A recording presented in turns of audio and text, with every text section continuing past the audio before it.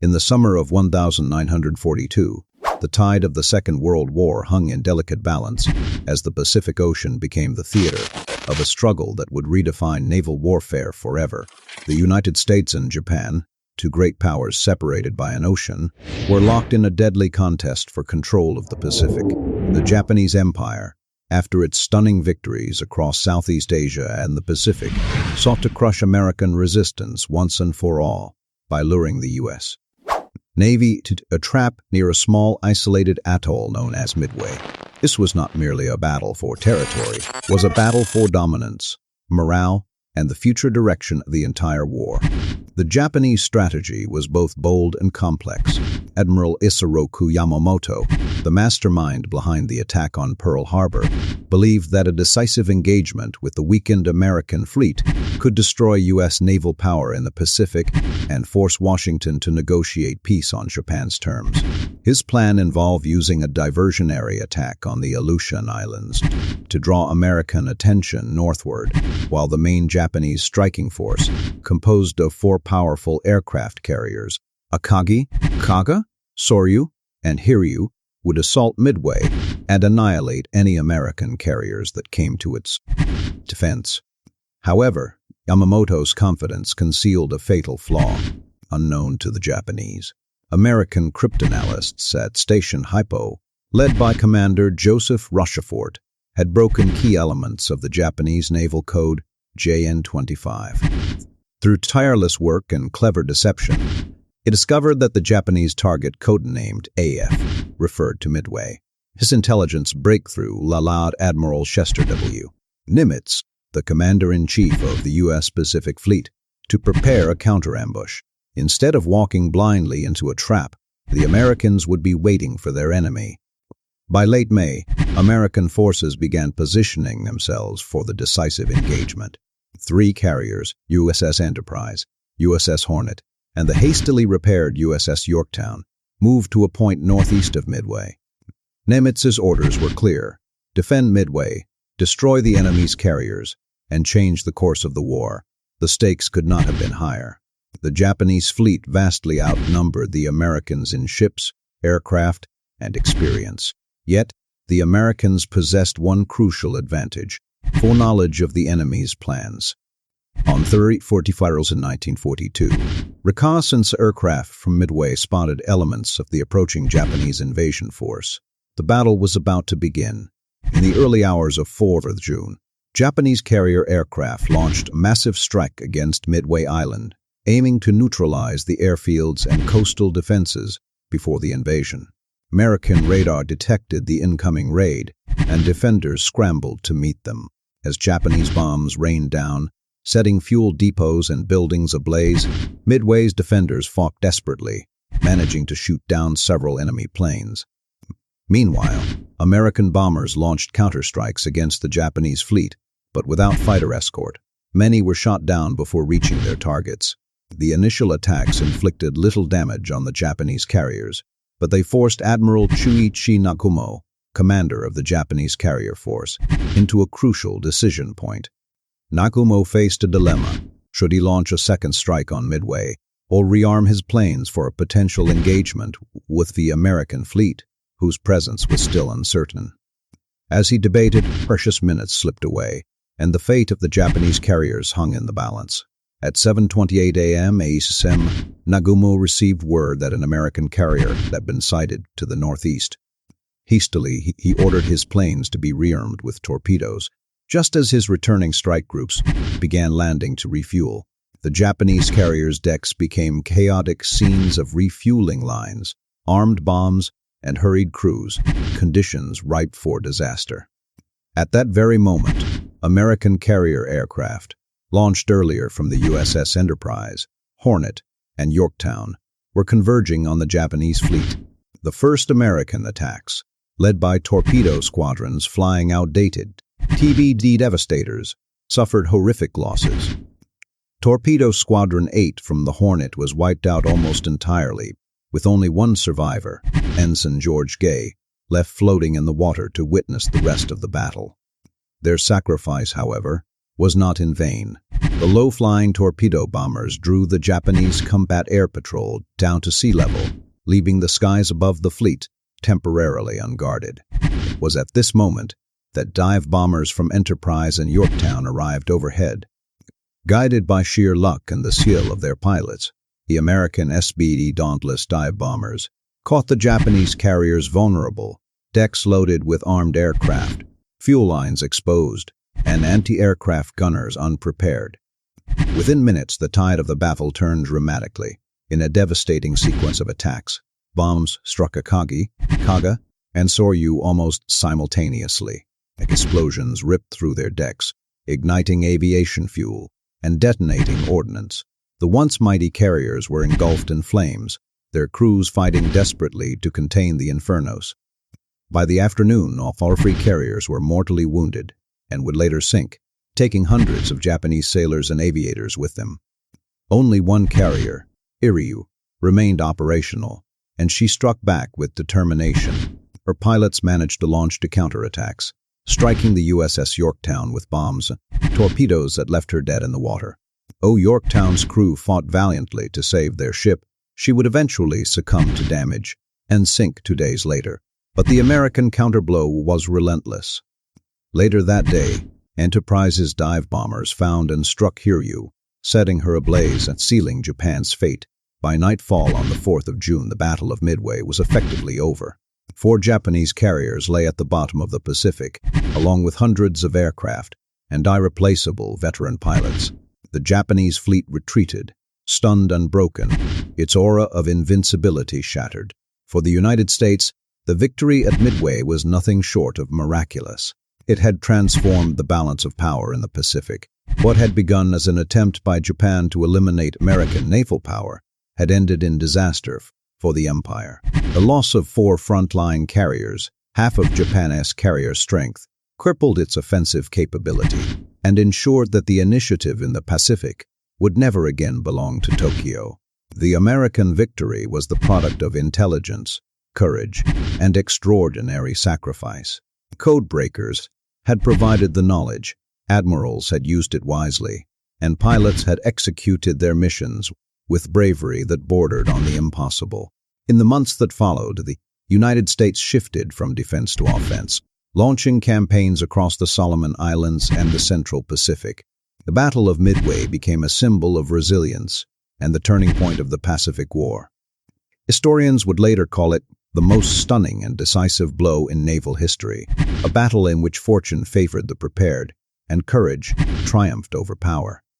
Midway Atoll itself, a tiny speck of land in a vast ocean, had become the stage for one of history's most significant confrontations, a place where strategy, technology, and human will collided to decide the fate of nations. The aftermath of the Battle of Midway rippled through both nations like a shockwave, reshaping the course of the Pacific War and altering the psychology of the conflict itself.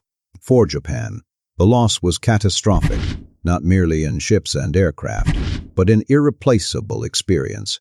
The destruction of Akagi, Kaga, Soryu, and Hiryu meant the annihilation of nearly 3/4 of the elite naval aviators who had formed the core of Japan's carrier striking force since the early conquests in China and the triumph at Pearl Harbor.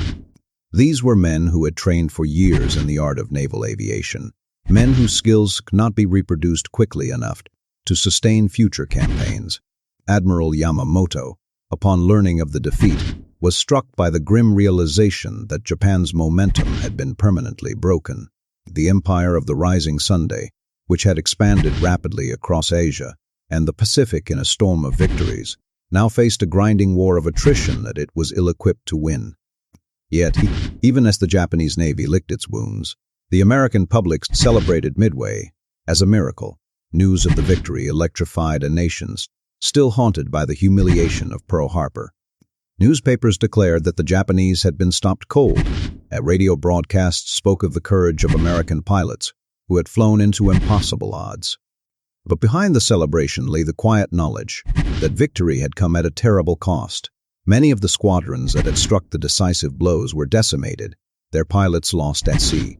The courage of men like Lieutenant Commander Wade McCluskey, whose decision to follow a lone Japanese destroyer led his dive bombers to the enemy fleet, and Ensign George Gay, the sole survivor of Torpedo Squadron 8, who witnessed the destruction of the Japanese carriers from his life raft, became part of naval legend. These were stories that defined the American spirit, a willingness to endure sacrifice for a cause greater than self. In the days following the battle, American salvage teams tried to save the stricken Yorktown, but she was finally finished off by a Japanese submarine on the 7th. The ocean floor around Midway became a graveyard of ships, aircraft, and men from both sides. For the Japanese, the battle forced a complete reassessment strategy. Yamamoto had hoped to draw the remnants of the U.S. Pacific Fleet into a decisive confrontation and destroy it. Instead, it was his own carriers that had been annihilated. The dream of Japanese naval supremacy died with them. Never again would Japan mount an offensive operation on that scale. The Imperial Navy turned inward, adopting a defensive stance that sought to protect its vast but overstretched empire from the inevitable American counteroffensive. Washington, Admiral Nimitz, and his staff recognized the profound implications of their victory. With Japan's carrier strength broken, the initiative in the Pacific had shifted decisively to the United States. Midway had bought time, precious time, to build a new generation of Essex-class carriers, to train new air groups, and to plan the long, brutal island-hopping campaign that would carry the war westward toward Japan itself. Intelligence had proven its worth beyond measure. Commander Joseph Rochefort and his codebreakers at Station Haipa had not only anticipated the Japanese attack, but turned the enemy's own plans against them. In the post-war years, their contribution would be recognized as one of the most critical factors in the victory. The story of Midway was therefore not just one of bombs and torpedoes, but of minds, of men in hidden rooms, deciphering the intentions of an unseen enemy. The Japanese failure at Midway also revealed deeper weaknesses within their command structure. Admiral Nagumo's indecision during the critical moments of the battle, his adherence to rigid doctrine, and the absence of timely reconnaissance all combined to turn tactical advantage into disaster. Its naval doctrine, built upon the idea of a single, decisive engagement, could not adapt to the fast-changing realities of carrier warfare, where information, timing, and flexibility were more important than brute strength. The Americans, by contrast, learned swiftly. Their tactics evolved. Their coordination between carriers improved, and their use of radar and air control became increasingly sophisticated. Midway thus marked not only a turning point in the war as momentum, but in the very nature of naval warfare itself. The battles that followed, in the Solomons, the Marianas, and the Philippine Sea, would be fought with lessons learned in the crucible of Midway. In Tokyo, the reaction was muted. Official communiques minimized the scale of the defeat. The Japanese press reported only that some losses had been sustained, but within the Imperial Navy, there was no hiding the truth. The once proud Kido Butai, the core of Japan's carrier strike force, had ceased to exist. Yamamoto himself, who had warned before the war that Japan could not win a prolonged conflict against the United States, saw his prophecy unfolding. When news of the defeat reached Emperor Hirohito, it was received with stunned silence. The mystique of Japanese invincibility had been broken. For the first time, doubt entered the corridors of power. In the months after Midway, the Japanese naval staff faced impossible choices. They could not replace their losses in pilots or carriers at the rate required to maintain parity. Training new aviators required time and resources that Japan's dwindling oil supplies and industrial capacity could not provide. Meanwhile, American shipyards on the West Coast worked around the clock, launching new carriers, destroyers, and submarines at a pace that defied imagination. The balance of power was shifting irreversibly. By late 1942, the U.S. Navy had moved to the offensive, landing Marines on Guadalcanal in the Solomon Islands. The battle for Guadalcanal would become the next great test of will, fought with the knowledge that Midway had made it possible. The psychological impact of Midway extended far beyond the battlefield. In the United States, it restored confidence and unity at a moment when the war's outcome had seemed uncertain.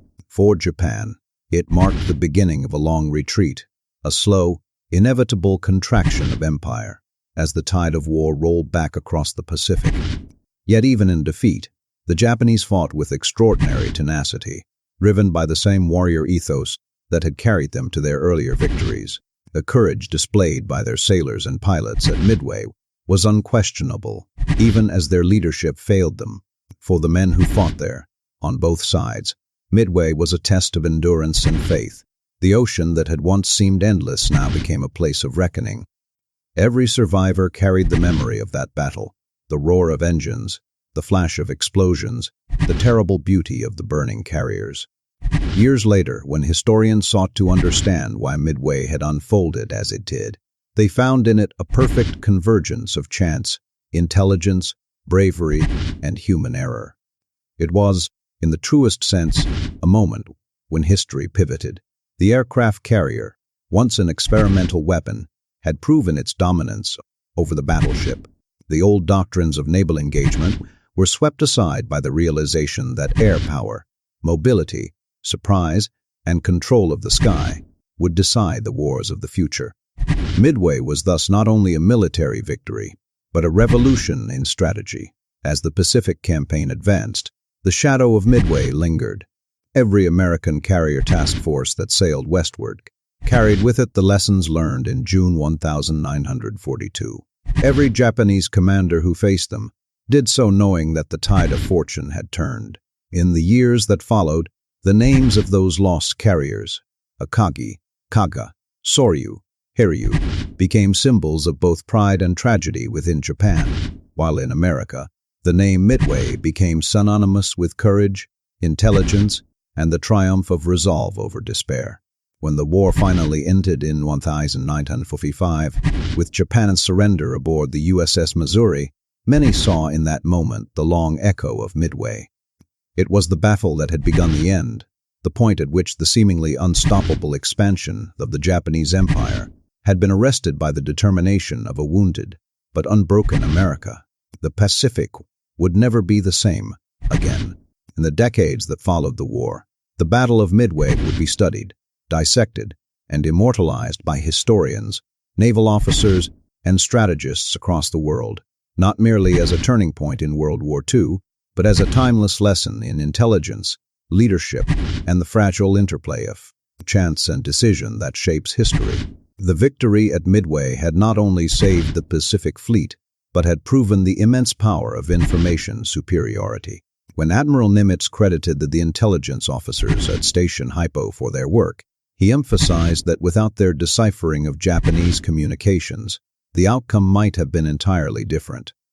Commander Joseph Rochefort, a man often overlooked by the public, became one of the unsung heroes of the war, his quiet brilliance ensuring that the Americans were not merely reacting to Japanese moves, but anticipating them. In Tokyo's post-war reflections, Japanese naval historians would later admit that the cryptographic failure, the inability to protect JN-25, was as deadly to Japan's ambitions as the bombs that fell on their carriers.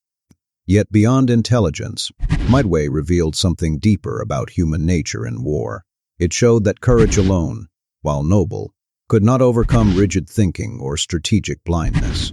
Admiral Nagumo's indecision on the morning of the 4th of June, his oscillation between striking Midway again or rearming his planes for ship attack, has become a case study in the paralysis that can seize a commander when faced with incomplete information. For all their discipline and valor, the Japanese had been outthought and outmaneuvered.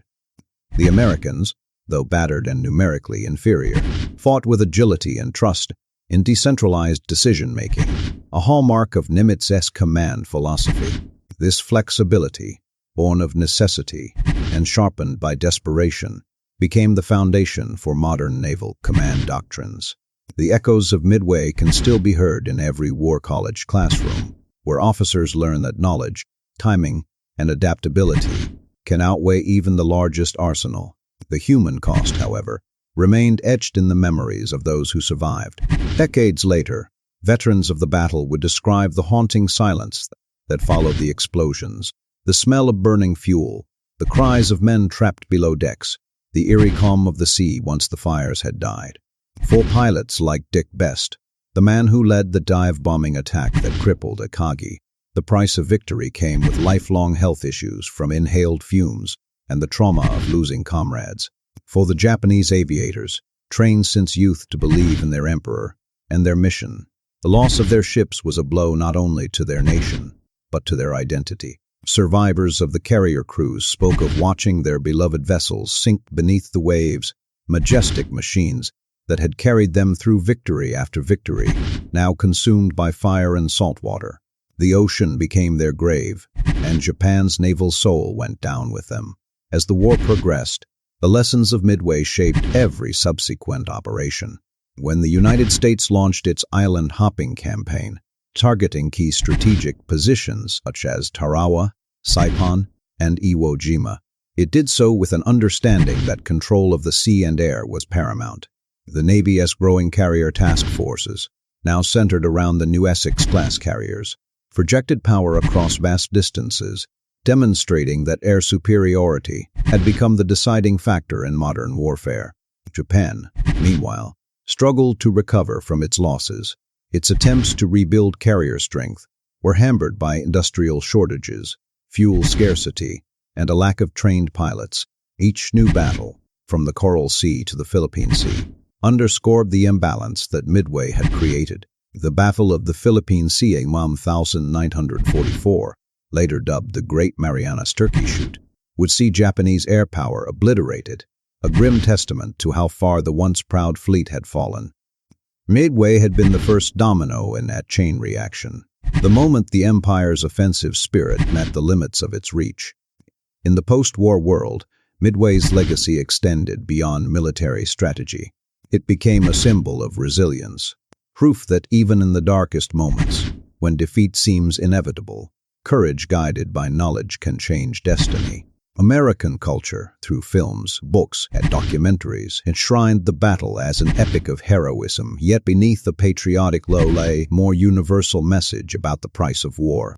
Thousands of young men, American and Japanese alike, had perished in a contest over a tiny coral atoll barely visible on a map.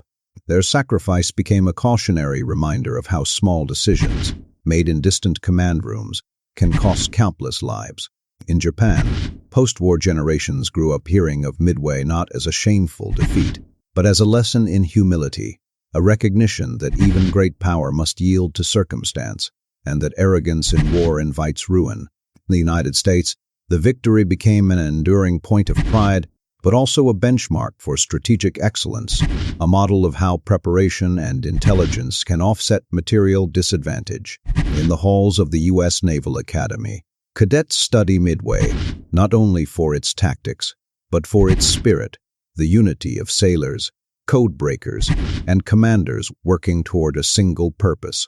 The reef-strewn waters around Midway Atoll, now a protected wildlife refuge, hold within them the silent remains of the battle. Deep beneath the waves, the twisted wrecks of the Kagi, Kaga, Soryu, and Hiryu rest as tombs to a vanished era. In recent years, undersea expeditions have used advanced technology to locate and photograph these wrecks. The images reveal haunting details: the scorched flight decks, the rusted anti-aircraft guns still pointing toward the sky, the ghostly outlines of aircraft resting where they once launched into combat. Each discovery renews a sense of reverence for the men who fought and died there, turning Midway from mere history into sacred memory. The environmental calm of the atoll today, home to seabirds and coral, stands in poignant contrast to the inferno that once consumed it. The sea has reclaimed its secrets, yet the story endures in every retelling, every lesson drawn by those who study the art of war. Strategists in the modern age, facing cyber conflict and artificial intelligence-driven warfare, still invoke Midway as the definitive case of how information dominance, the ability to know what the enemy will do before he does it, can decide the fate of nations. In this way, the ghosts of 1942 whisper to the future that even in an age of machines and dicta, human insight, courage, and judgment remain irreplaceable. The Battle of Midway stands, therefore, not only as a chapter in World War II, but as a mirror reflecting the eternal truths of conflict, that knowledge is power, that leadership demands both courage and humility, and that every victory, no matter how brilliant, carries a human cost. As the sun sets each evening over the Pacific, its golden light touching the waters around that small atoll, one can almost hear the faint echo of engines and the cries of those who fought there. Their story endures, not in monuments of stone, but in the quiet conviction that freedom, once threatened, can be defended by the will of those who refuse to yield. The Battle of Midway remains immortal, not merely because it turned the tide of war, but because it revealed the essence of human endurance, the ability to stand firm when all odds are against you, and in doing so, to alter the course of history itself. In the years after the war's end, the legacy of the Battle of Midway continued to evolve, transcending the boundaries of mere military history to become a profound lesson in human endeavor, foresight, and the unpredictable nature of destiny. Scholars, naval officers, and historians from both sides of the Pacific returned to the events of June 1942 with ever-deepening fascination, realizing that Midway was not only a tale of ships and aircraft, but a defining moment in the intellectual and moral fabric of warfare itself. The Japanese Navy, once unmatched in its precision and daring, came to see Midway as the point at which their reliance on rigid hierarchy and inflexible doctrine had met its inevitable reckoning.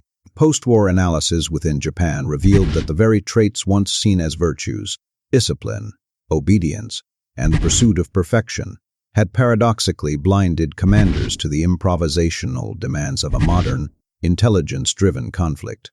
Conversely, for the United States, Midway stood as the vindication of adaptability, collaboration, and the capacity of individuals at every level to act decisively in moments of crisis. Admiral Nimitz's quiet leadership, marked by calm confidence and trust in his subordinates, became a model of command under uncertainty.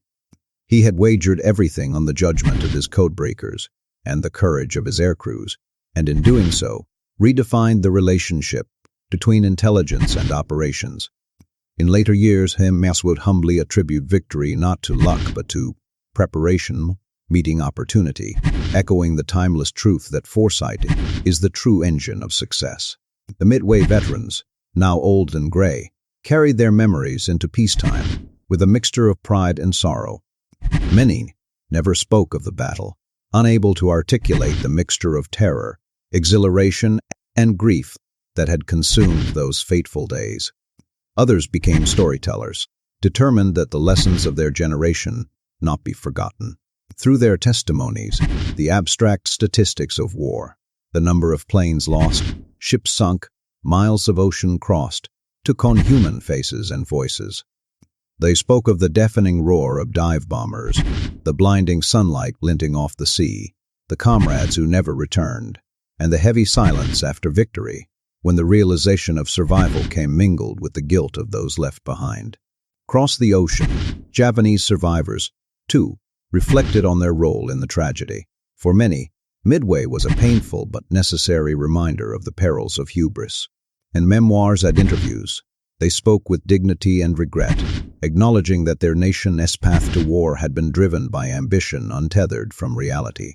The destruction of the carriers, they said, was not just a military defeat, but a spiritual reckoning, a sign that Japan's imperial dream had reached its natural limit. Yet even in defeat, they honored the bravery of their comrades, whose loyalty and sacrifice remained beyond question. The ocean, they believed, had taken their ships not as punishment, but as guardianship, holding their spirits in eternal rest beneath the waves. As decades turned into generations, the story of Midway found new life in classrooms, museums, and cinematic portrayals. Films attempted to capture the grandeur and horror of the battle, using the technology of each era to bring the events closer to new audiences. Some emphasized the heroism of the American pilots. Others sought to humanize both sides, portraying the shared humanity of those caught in history as machinery. Yet no matter how dramatized or stylized, the heart of Midway's story always returned to the same eternal theme: that history's course can pivot on the actions of a few determined individuals, acting with conviction at the right moment. Strategists in the nuclear age, grappling with the terrifying potential of global destruction, often cited Midway as an example of limited warfare's enduring lessons. Even in modern conflict, clarity of intelligence and moral restraint remain vital. During the Cold War, as carriers became floating cities bristling with jet aircraft and missiles, the memory of Midway shaped the very doctrine of naval power. American admirals ensured that no future commander would fight blind, that reconnaissance, communication, and flexible command would remain sacred principles. Meanwhile, Japan, in its rebirth as a pacifist nation, preserved the memory of its fallen sailors with solemn reverence. The sunken carriers became underwater shrines, visited occasionally by submersibles, and laid memorial plaques on their decks. In these quiet acts of remembrance, enemies of the past became partners in honoring the shared cost of war. The Pacific, once an arena of fire, had become a bridge of peace. The island of Midway itself transformed over time. What had been a fortress in 1942 became a sanctuary for seabirds and marine life, a place where nature slowly reclaimed what war had scarred. Scientists studying the coral reefs noted how the remnants of wreckage, twisted metal, fragments of aircraft, and forgotten shells had become artificial reefs, teeming with life. In a quiet, poetic way, the battle that once symbolized destruction now fostered creation. The sea, impartial and eternal, had turned instruments of death into the foundations of renewal. This transformation carried a subtle moral echo, that from even the darkest moments of human conflict, life finds a way to endure. For historians, Midway as enduring power lies in its balance of tragedy and triumph. It was both a disaster and a salvation, study in how intelligence and courage can prevail, but also how easily fate can shift. Many have remarked that had even a few small variables changed, a delayed launch, a missed reconnaissance report, a shift in weather, the outcome might have been entirely different. Such reflections remind us that history is not inevitable, but contingent, shaped by human choices under pressure. The men of Midway did not know they were fighting in the most consequential naval battle of the century. They simply did their duty. That humility, more than the glory of victory, defines their legacy. In modern military academies, young officers study their decisions not to idolize them, but to learn from their imperfection. They see in Midway a mosaic of brilliance and error, luck and skill, all woven into the tapestry of human endeavor. As technology advances and warfare extends into space and cyberspace, strategists continue to draw parallels to 1942, when information became the new weapon and the margin between victory and defeat narrowed to moments of intuition. Midway's relevance persists precisely because it was never just about ships and planes. It was about perception, timing, and the human heart under fire. When all analysis fades, what remains is the timeless image of courage rising from despair. The battle's outcome, now long settled, continues to inspire those who face uncertainty and adversity. Whether in war, leadership, or life, Midway teaches that preparation, trust, and faith in one's comrades can transform even the smallest chance into destiny. As the 21st century unfolds, and the Pacific once again becomes a theater of global tension and cooperation, the story of Midway serves as a compass, pointing to the values that endure beyond conflict: unity, resilience, and the relentless pursuit of truth. On that distant horizon where the sky meets the sea, the echoes of June 1942 still whisper through time, a reminder that while technology may change, the essence of human courage remains eternal, and that from the heart of chaos, greatness can be born. As the decades unfolded into the 21st century, the reverberations of the Battle of Midway continued to shape the consciousness of nations and the doctrines of modern warfare, not as relics of history, but as living lessons etched into the very framework of strategy and peacekeeping. The ocean that once thundered with the clash of steel and flame had become the silent witness of remembrance, carrying within its depth the echoes of human struggle and the enduring quest for understanding. The story of Midway had transformed from a tale of war into a meditation on balance between power and restraint, innovation and tradition, and humility. The technological descendants of those early aircraft carriers now traversed the same waters, nuclear-powered giants, guided not by the uncertainty of intuition, but by satellites, algorithms, and artificial intelligence. Yet even amid this transformation, naval commanders and defense scholars continued to invoke the spirit of Midway, reminding themselves that no matter how advanced the machines became, it was still human judgment, courage, and adaptability that determined victory or defeat. The lesson was eternal. Technology might evolve, but decision-making under uncertainty would always remain a test of the soul. In conferences and war colleges from Washington to Tokyo, officers studied the tactical reports of 1942 with almost sacred reverence, dissecting the decisions of Nimitz, Esperance, and Yamamoto as though decoding scripture. They debated the psychology of command, the ability to stay composed when information was incomplete, the discipline to trust intuition over fear, and the quiet strength to lead men into chaos, knowing that not all would return. In these analyses, Midway ceased to be just an event and became an archetype, a blueprint for leadership under fire, where clarity of mind could bend the arc of destiny. The Pacific itself, vast and indifferent, bore witness to this continuity. Every year, on the anniversary of the battle, wreaths were cast into the sea from both American and Japanese vessels, their petals drifting together on the currents, as if symbolizing the reconciliation of once bitter enemies. These ceremonies, conducted in silence broken only by the sound of waves, reflected how time had softened the iron edges of conflict into mutual respect.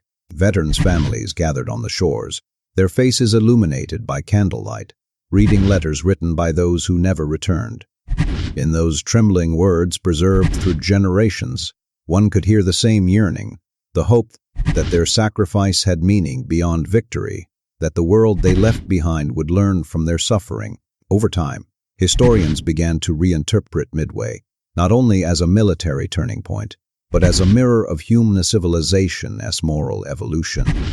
They saw in it a moment when intelligence triumphed over arrogance, when cooperation transcended hierarchy, and when destiny rewarded those who dared to think differently. The decoding of the Japanese naval codes, often hailed as a technical marvel, was also a philosophical victory, testament to the power of intellect over brute strength. It marked the dawn of a new kind of warfare where battles would be won not only on the sea or in the sky, but in the realm of information, perception, and trust. In some sense, Midway anticipated the entire modern era of strategic competition, where nations would fight not always with bombs and bullets, but with data, deception, and deterrence. And for even as global politics grew more complex, the human stories of Midway remained its beating heart. The faces of young aviators captured in faded photographs, the trembling handwriting in flight logs, the haunting images of carrier decks engulfed in smoke, all served as a reminder that history's grandeur is always built upon individual courage. The divers who explored the sunken remains of Akagi, Kaga, Suri, and Hari described an almost sacred stillness as they descended into the blue twilight, where the ships now rested. The decks, once alive with the urgency of war, lay covered in coral and silence, a cathedral beneath the waves. Fish swam through open hangars, where once Zero fighters had been ready for takeoff, and light filtered through the torn hulls like the glow of stained glass. It was as if nature herself had chosen to sanctify what humanity had destroyed, turning the wreckage of battle into an underwater memorial. When footage of these expeditions reached the surface, millions watched in awe, their eyes reflecting the same quiet reverence that had filled the hearts of the divers. For a moment, the boundaries of nationality dissolved. Viewers were not American or Japanese.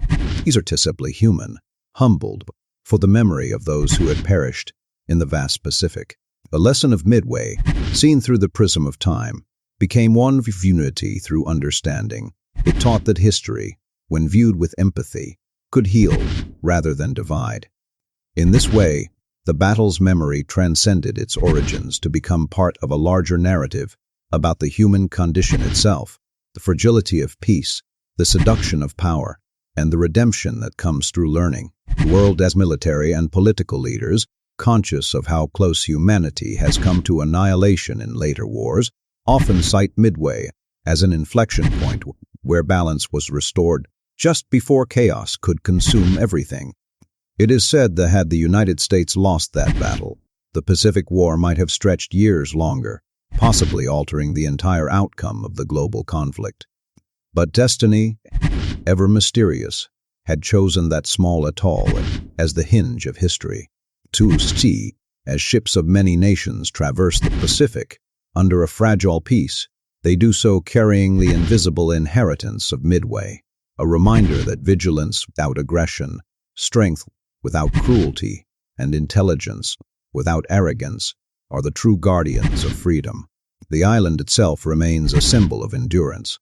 Once fortified and blood-stained, it now thrives as a wildlife sanctuary where albatrosses wheel through the sky and monk seals rest on the shores. Researchers who live there speak of the strange serenity that pervades the place, as though the very air remembers what happened. Some say that on certain mornings when the wind is right and the sea is calm, one can almost hear distant echoes, the faint rumble of engines, the cries of men, the whisper of history passing through the waves. Whether truth or imagination, it captures the haunting continuity between past and present, reminding visitors that peace, too, must be defended, not with weapons, but with memory. In the grand sweep of time, the Battle of Midway stands as a moment when humanity confronted its own capacity for destruction and, by sheer will, turned it toward preservation. It remains proof that courage and conscience can coexist even amid war's madness. And as the world faces new uncertainties, from geopolitical rivalries to environmental peril, the moral resonance of Midway endures, whispering that victory is not merely about dominance, but about the wisdom to choose balance over conquest. The ocean that once divided now unites, its tides carrying the message forward that history's truest heroes are not those who conquer others, but those who understand the price of doing so. And so, in the vast and eternal silence that follows every storm, the spirit of Midway continues to sail, an invisible fleet across the ages, reminding all who listen that courage, humility, and remembrance are the anchors that keep humanity from drifting into darkness. In the modern era, as satellites circle the Earth and drones glide silently across continents, the lessons of Midway echo with even greater urgency, their relevance magnified by the complexity of the present age. Nations no longer face each other across oceans with fleets of carriers alone, but through invisible networks of information, cyber systems, and artificial intelligence. Yet the essence of conflict remains unchanged, the same uncertainty, the same necessity for foresight, courage, and moral restraint. The spirit of Midway, born in the crucible of 1942, has evolved into a timeless doctrine guiding generations of strategists who grapple with the challenges of modern deterrence and global peacekeeping. In think tanks and military academies, the battle is studied not merely as an operational victory, but as a philosophical model of adaptability. It shows how a small advantage in intelligence, when guided by calm leadership, can reverse the course of history. Just as Admiral Nimitz once trusted his codebreaker's improbable analysis to predict Yamamoto's ambush, today's commanders must learn to trust data scientists, cyber analysts, and artificial systems that see patterns beyond human intuition. But the core of decision-making, as Midway reminds them, must always remain human, because machines can calculate probabilities, but they cannot measure courage. Across the Pacific, nations that were once adversaries had become allies in trade and cooperation, bound together by the same ocean that once divided them. The descendants of those who fought at Midway now work side by side in peacekeeping operations, oceanic research, and environmental protection. Their collaboration stands as the most profound victory of all, the transformation of rivalry into partnership. And yet, amid this harmony, the specter of competition lingers. Military planners still simulate scenarios in which naval power could again decide the fate of nations, reminding the world that peace is never permanent. It is a discipline that must be renewed with vigilance and understanding. The Midway principle, that fortune favors the prepared mind, continues to guide these preparations. It teaches that victory, when achieved without arrogance, can become a foundation for stability rather than domination. The memorials dedicated to Midway across the United States and Japan have become pilgrimage sites for historians, veterans, descendants, and curious travelers. They stand quietly against the backdrop of the sea, their inscriptions simple, yet profound, words about courage, sacrifice, and reconciliation. On the island itself, time has woven nature's green threads over the remnants of war. The concrete bunkers, once the nerve centers of defense, are now home to nesting birds. The craters that once scarred the land become shallow pools reflecting the sky, as though the earth itself sought to heal. Those who visit speak of an intangible presence, not of ghosts, but of gratitude. They sense that the spirits of those who fought and fell have merged with the elements, watching in silence as humanity learns, forgets, and relearns the value of peace.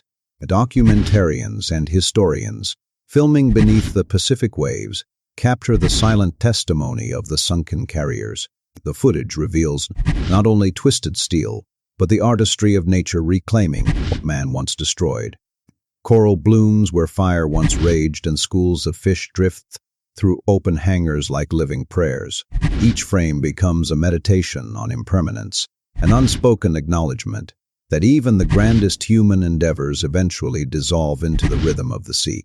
When these images are broadcast, millions watch not as spectators of war, but as participants in remembrance.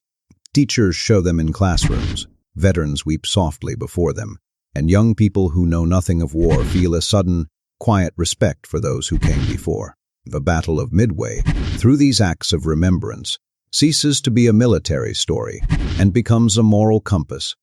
Its message, that courage guided by wisdom can preserve civilization, resonates across generations.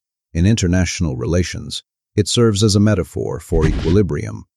The same way the battle restored balance in the Pacific, diplomacy today strives to maintain balance between rival powers, preventing escalation into conflict. Scholars often note that the Midway victory was not born of superiority in numbers or weapons, but from clarity and understanding, the realization that knowledge, when used with integrity, can safeguard freedom.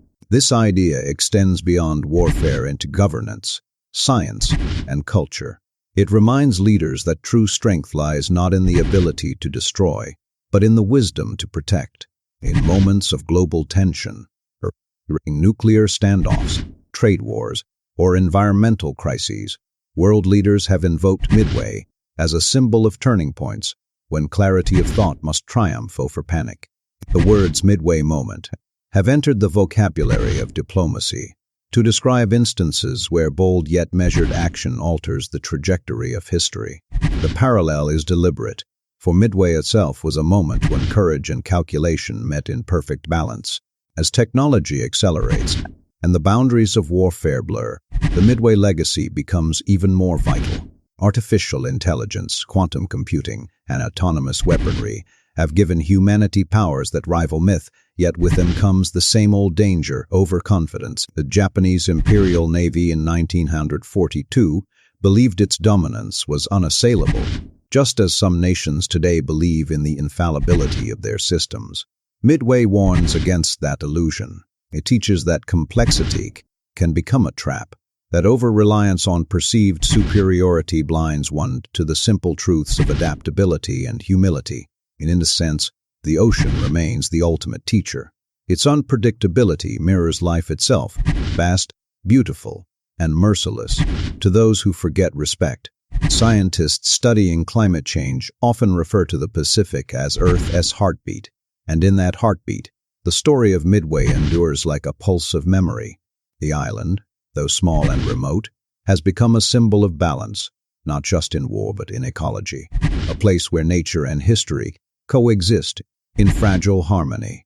Environmentalists and historians sometimes meet there for ceremonies combining remembrance with renewal, planting native flora in the soil once scorched by battle, as if to let life rewrite the past. The wind carries their prayers across the lagoon, lending human voices with the eternal rhythm of waves. Such acts remind the world that history is not meant to be frozen in museums, but lived through action, compassion, and stewardship.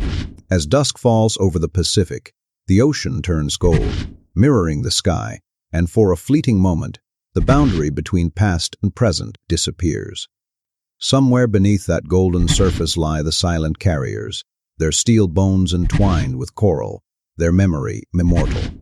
Above them, the world continues its ceaseless motion. Aircraft trace contrails through the sky, satellites blink in orbit, and ships sail on missions of peace. Yet through it all, the spirit of Midway drifts with the tide, whispering its ageless truth that human greatness is not measured by conquest, but by the courage to evolve beyond it. Historians, philosophers, and artists continue to draw inspiration from Midway, finding in its depths a reflection of the eternal human struggle between chaos and order, pride and humility, destruction and rebirth. It is studied not merely to honor the past, but to illuminate the path ahead. For as long as humanity wages wars of ideology, economy, or ego, the meaning of Midway will remain relevant, a reminder that even in our most advanced age, we are still bound by the same moral choices faced by those who stood upon those decks beneath a burning sky. The true victory of Midway lies not in the sinking of carriers or the turning of tides, but in the awakening of conscience, the realization that wisdom, once kindled, can outlast empires.